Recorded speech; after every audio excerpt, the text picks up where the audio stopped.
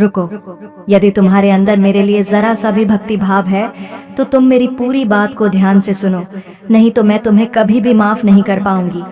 मेरे बच्चे, मैं तड़प रही हूँ तुमसे बात करने के लिए, अपने मन की बात कहने के लिए, लेकिन तुम हो कि मेरी बात सुनने के लिए तैयार ही नहीं हो।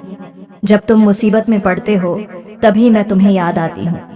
मेरे बच्चे, क्या तुमने कभी सोचा है कि जिस तरह से तुम्हें मुसीबतों में मेरी ज़रूरत पड़ती है, उसी तरह से मुझे भी तुम्हारी ज़रूरत पड़ती है, सिर्फ तुम्हारे प्रेम के लिए।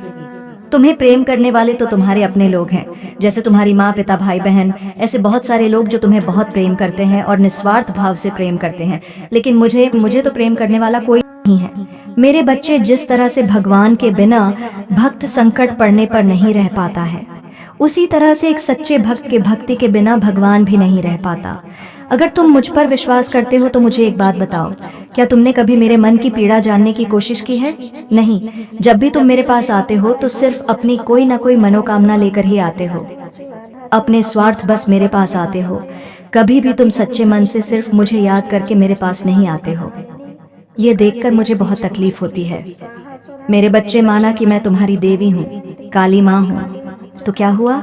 सबकी कोई ना कोई आवश्यकता होती है। मेरे बच्चे, तुम्हें धन की आवश्यकता है तो मुझे प्रेम की। मैं तुम्हारी सच्ची भक्ति, तुम्हारे सच्चे प्रेम की भूखी हूँ।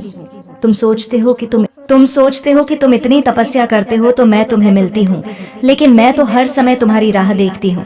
जब भी तुम आते हो तो यह देखकर खुश होती हूँ कि मेरा भक्त मेरे पास आ रहा है, लेकिन जैसे ही तुम मेरे पास आ जाते हो, खड़े होने से पहले ही अपने मन की पीड़ा मुझे बयां करने लगते हो। और मैं माँ हूं ना, मुझे तो तुम्हारी आवश्यकता को पूरा करना ही है, और करती भी हूँ। मैं तुम्हारे साथ हमेशा थी और रहूंगी भी। लेकिन मेरे बच्चे, मुझे तुमसे कुछ नहीं चाहिए, ना ही फूल, नहीं माला, नहीं मिठाई, ना कोई पकवान।